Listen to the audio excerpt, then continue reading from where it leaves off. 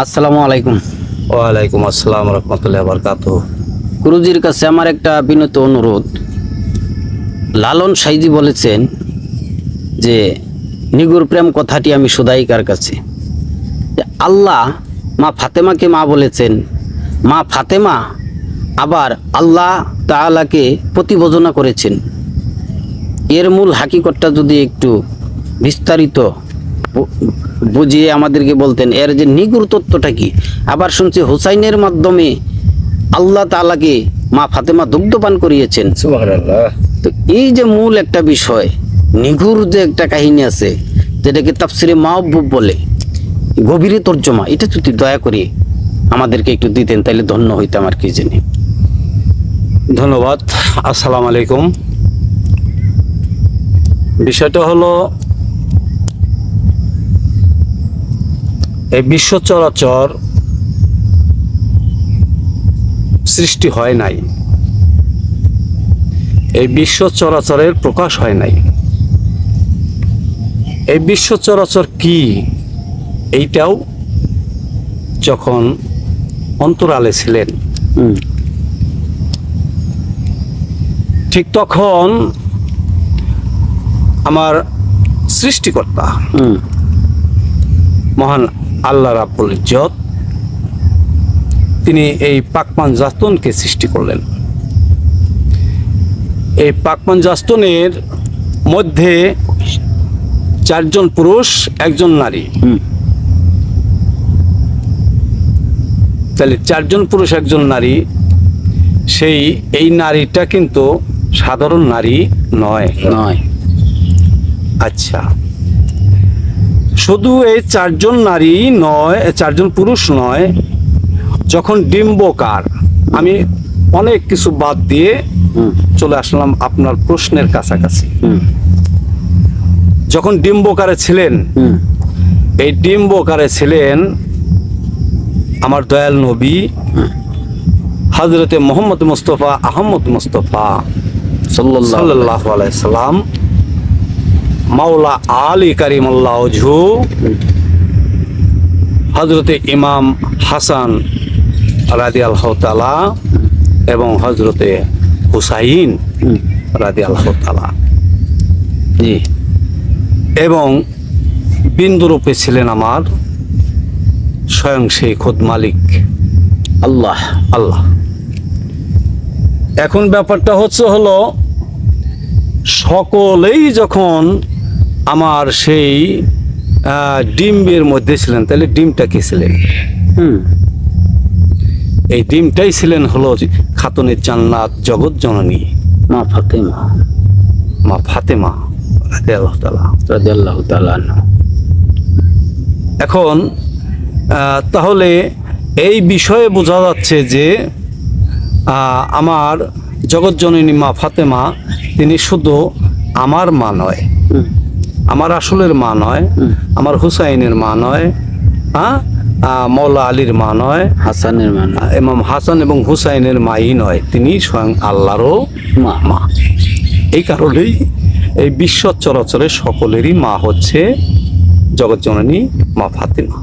ডিমের ভিতরে আত্মারূপে কি আল্লাহ ছিলেন? জি জি জি, আত্মারূপে, যেটা বিন্দু রূপে ছিলেন, যেটা আপনি ডিম ভাঙলে দেখবেন যে একটা বিন্দুর মতো একটা বস্তু সেখানে পাওয়া যায় কুসুমের মধ্যে।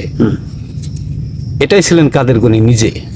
সুবহানাল্লাহ। আচ্ছা, তাহলে এখানে দেখা গেল এই কারণে অনেকে বলে যে কোনো নারী আছে, সে তার স্বামীকে তার গর্ভে ধারণ করলেন, আবার পরে সে তার কাছে বিয়ে বসলেন।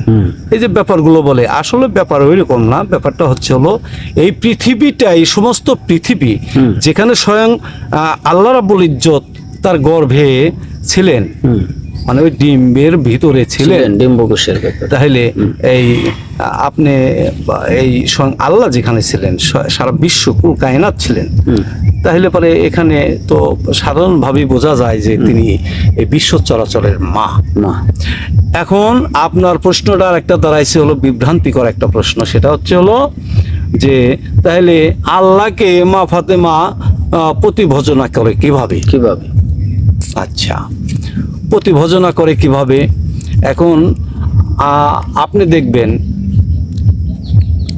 যখন আপনি ইবাদতে দাখিল হইবেন, আপনি ইবাদত করার জন্য, ভজন করার জন্য যখনই আপনি ন্যস্ত হইবেন, আপনি তখনই আপনার সেই বিশ্ব প্রতিপালককে যতক্ষণ পর্যন্ত আপনি প্রতিরূপে স্থান না দিতে পারবেন, ততক্ষণ পর্যন্ত আপনার এই ভজনা, সাধনা, ইবাদত কোনটাই সঠিক হবে না। তাহলে সেই মহান সৃষ্টিকর্তা বা সেই মহান সত্তাকে যতক্ষণ আপনি নিজের একান্ত পতি হিসেবে না নেওয়া যায়, ততক্ষণ পর্যন্ত আপনার এই ইবাদত হচ্ছে না। আচ্ছা, আমার জগৎ জননী মা ফাতেমা কি ইবাদত করেন নাই? অবশ্যই করছেন। তিনি কি সাধনা করেন নাই? অবশ্যই করেছেন। তিনি ভজনা করেন নাই? করছেন। আচ্ছা, তাইলে পরে এই জগৎকে উজালা করার জন্য, এই জগৎকে মুক্তি করার জন্য অবশ্যই তিনি এই সাধনাগুলো করেছেন। সাধনার ক্ষেত্রে তিনি যাইয়া প্রভুকে সেই প্রতিরূপেই ভজনা করতেন। এটা কোনো বিছানার প্রতি নয়, বোঝা গেছে? সাধনা। হ্যাঁ, অনেকেই কিন্তু অনেক ধরনের বুঝে, যার কারণে আমার এই কথাটা রেফারেন্সটা না প্রয়োজন। তাহলে এখন আপনি ইমাম হুসাইন রাদিয়াল্লাহু তাআলাকে ইঙ্গিত করে একটা কথা বলছেন, শুনেন। ইমাম হুসাইন যখন ধরাধামে আসলেন, ইমাম হুসাইন কিন্তু সাধারণ ব্যক্তি নয়, যেনার কথা বারবার আমার রাসূল আকরাম সাল্লাল্লাহু আলাইহি সাল্লাম বলছেন যে আমি হুসাইন হতে হুসাইন আমা হতে, আমি হাসান হতে হাসান আমা হতে, আমি আলী হতে আলী আমা হতে, আমি ফাতেমা হতে ফাতেমা আমা হতে। তাহলে আপনি এখানে যেই কথাটা টানলেন যে হুসাইনকে, হ্যাঁ, হুসাইনের ব্যাপারটা একটু ভিন্ন। যে হুসাইন রাদিয়াল্লাহু তাআলা এই বিশ্ব মাঝে এই ইসলামকে, এই ইসলামের মানুষদেরকে, এই মুসলমানদেরকে আসল এবং নকল বাছাই করে দিয়ে গেলেন, এটা সেই মহাসাধক, সেই মহাজ্ঞানী, সেই মহা ব্যক্তিত্ব ইমাম হুসাইন। সেই ইমাম হুসাইন যখন জন্ম নিলেন, তখন জগৎজননী ফাতেমা সেই সাধনায় বসে মওলাকে ডাকলেন যে আল্লাহ, আমার তো এখন ইচ্ছে হলো যে আপনি যতক্ষণ পর্যন্ত আমাকে দর্শন না দিবেন, আমি দর্শন অনেক করেছি, কিন্তু আজকে এই মুহূর্তে দর্শন না দেওয়া পর্যন্ত আমি ইমাম হুসাইনের মুখে দুগ্ধ পান করাবো না। সুবহানাল্লাহ। আল্লাহ তো বেকায়দায় পড়ে গেলেন।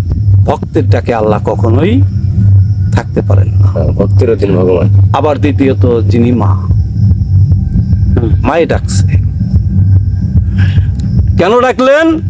আল্লাহকে একদিন প্রশ্ন করা হয়েছিলেন যে আল্লাহ, তুমি যদি দুনিয়াতে আসো, তুমি যদি দুনিয়াতে আসো, দুনিয়াতে আসার পরে তোমাকে যদি কোনো কিছু খেতে দেওয়া হয়, তাহলে তুমি কোন জিনিসটা পান করবে?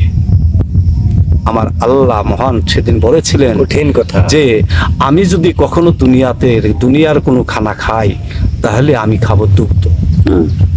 সুবহানাল্লাহ।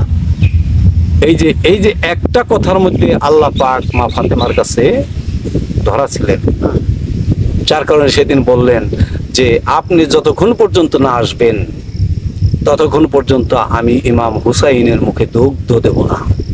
সুবহানাল্লাহ। তখন বাধ্য হয়ে কি করলেন? আল্লাহ তাআলা নিজেই ইমাম হুসাইনের এই আলা জিহ্বার মধ্যে এসে স্থান করলেন এবং বললেন, মা তুমি তাকিয়ে দেখো। কথাটা বোঝা গেছে? জি জি। অনেক মর্মান্তিক একটা ব্যাপার। সেখানে এই আলা জিহ্বার মধ্যে সেদিন জগৎ জননী খাতুনের জান্নাত মা ফাতেমা স্বয়ং সেই আল্লাহকে দেখেছিলেন। সুবহানাল্লাহ। সুবহানাল্লাহ। সেই আল্লাহকে দেখে তিনি তখন সেই তার স্তন মুখে দিয়েছিলেন যে আল্লাহ, আমি ইমাম হুসাইনকে দুগ্ধ দিলাম না, আমি দুগ্ধ তোমাকেই দিলাম, তুমি আমার দুগ্ধ পান করো। সুবহানাল্লাহ। এই কারণে ইমাম হুসাইনের এই ইসলামের ব্যাপারে এত গুরুত্ব, এত মান, এটা আপনাদের এই নেটের মধ্যে এত কিছু বলা মোটেও সম্ভব নয়। কাজে বাবা, প্রেমের হিসাবটা প্রেমে থাকবে, আর যারা কামে আছে কামের হিসাবটা তাদের কামের মধ্যেই থাকবে।